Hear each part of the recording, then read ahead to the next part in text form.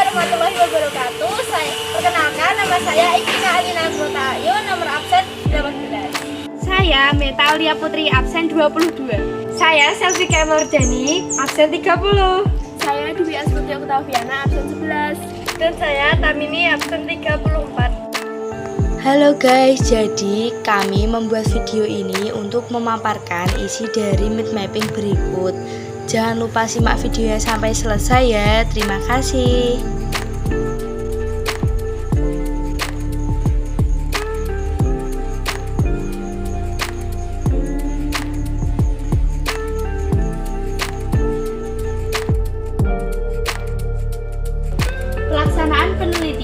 Pelaksanaan penelitian terdiri dari langkah-langkah berikut.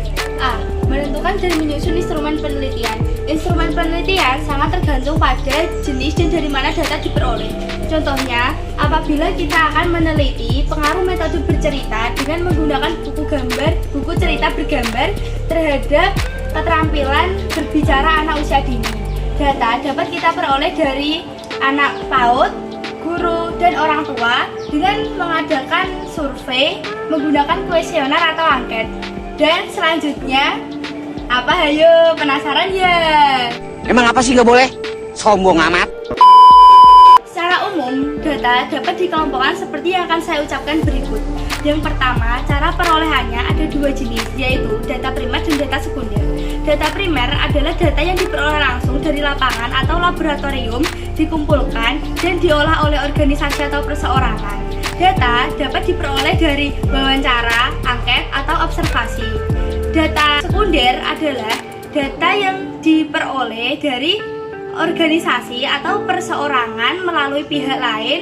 Data dapat diperoleh dari majalah atau perpustakaan. Dan yang kedua, ada kategori sifat, ada dua jenis, yaitu data kualitatif dan data kuantitatif. Data kualitatif yaitu data yang tidak berbentuk angka, dan data kuantitatif yaitu data yang berbentuk angka. Dan yang terakhir itu ada kategori sumber yang dibedakan menjadi dua jenis, yaitu data internal dan data eksternal. Data internal itu adalah data yang menggambarkan keadaan suatu organisasi seperti perusahaan, departemen, dan atau negara. Dan data eksternal yaitu data yang menggambarkan keadaan di luar organisasi atau negara. Penentuan subjek penelitian ada dua cara, yaitu populasi dan sampel. Cara populasi adalah ketika pengambilan subjek penelitian itu mencakup seluruh populasi. Sementara itu, cara sampel adalah ketika pengambilan subjek penelitian itu sebagian dari populasi. Nah, pemilihan subjek penelitian juga tidak dapat dilakukan secara sembarangan. Ada dua, yaitu secara acak atau probabilitas dan tidak acak atau non probabilitas.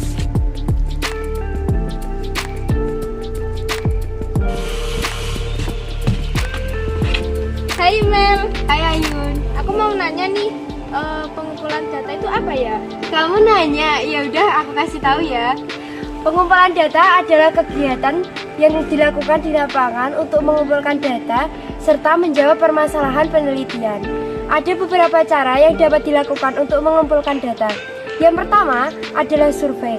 Survei adalah metode pengumpulan data dan informasi yang dilakukan dengan menggunakan instrumen berupa angket atau kuesioner.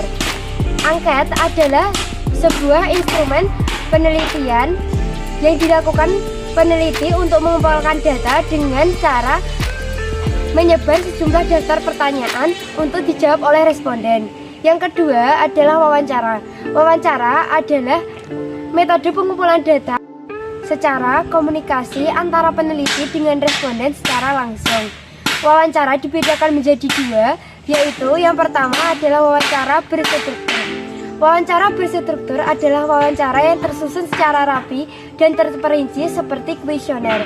Yang kedua adalah wawancara tidak berstruktur yang berisi garis-garis besar pertanyaan yang telah dipersiapkan. Yang ketiga adalah observasi. Observasi adalah pencatatan fenomena yang dilakukan secara sistematis. Dan observasi pun dibagi menjadi dua. Yang pertama adalah observasi simulasi. Observasi simulasi adalah observasi Yang diinginkan peneliti dapat mensimulasikan keinginannya kepada responden. Yang kedua adalah observasi partisipasi. Observasi partisipasi adalah peneliti ikut terlibat secara langsung, jadi dapat memperoleh data secara langsung. Yang keempat adalah diskusi kelompok terpumpun.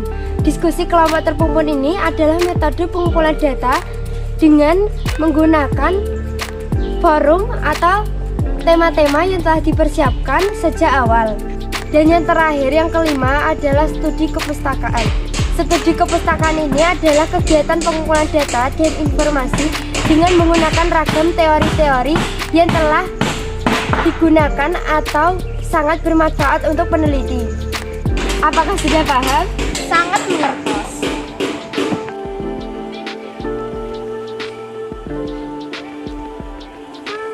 C. Analisis data. Ada perbedaan pengolahan dan analisis data pada penelitian kuantitatif dan penelitian kualitatif. Yang pertama, pengolahan dan analisis data pada penelitian kuantitatif. Pada penelitian kuantitatif, analisis data pada umumnya dilakukan dengan menggunakan metode statistik. Kegiatan pengolahan data antara lain editing dan coding. Data yang telah diedit dan diolah tadi kemudian diorganisasikan melalui tabulasi atau memasukkan data yang diperoleh dari lapangan ke dalam bentuk tabel. Selanjutnya yang perlu dilakukan adalah menyusun data. Terdapat bentuk penyusunan data, antara lain adalah tabel dan grafik. Yang kedua, pengolahan dan analisis data pada penelitian kualitatif. Pengolahan data sudah dimulai sejak awal peneliti terjun ke lapangan hingga akhir penelitian. A. Pengolahan data sesuai dengan tema. Pengolahan data sesuai dengan tema diawali dengan coding. Coding adalah proses menganalisis, memerinci, mengkonseptualisasikan, dan menyusun data. B. Pengolahan data sesuai dengan konteks. Pada hakikatnya, konteks adalah situasi yang berhubungan dengan suatu fenomena. Dalam penelitian kualitatif, peneliti melibatkan diri secara langsung dengan fenomena yang diteliti. C. Penyajian data dalam bentuk narasi. Terdapat beberapa cara penyajian data, yaitu dalam bentuk tabel, grafik, gambar, atau narasi. Narasi adalah cara penyajian data dengan menggunakan kata-kata atau kalimat. D. Penginterpretasian data. Interpretasi data memiliki dua aspek penting, yaitu untuk menghasilkan suatu proses penelitian dengan penemuan pada penelitian lainnya dan untuk menghasilkan suatu konsep yang bersifat menjelaskan.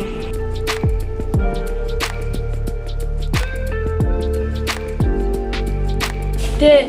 Menarik kesimpulan. Kesimpulan merupakan pernyataan singkat, jelas, dan sistematis dari keseluruhan hasil analisis, pembahasan, dan pengujian hipotesis sebuah ilmiah yang didasarkan pada hasil penelitian. Peneliti dibedakan menjadi dua logika, yaitu satu, logika deduktif dan logika induktif.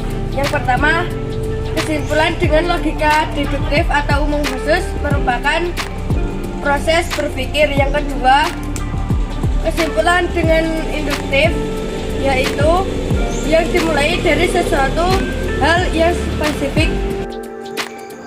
Terima kasih guys sudah menonton video ini sampai selesai.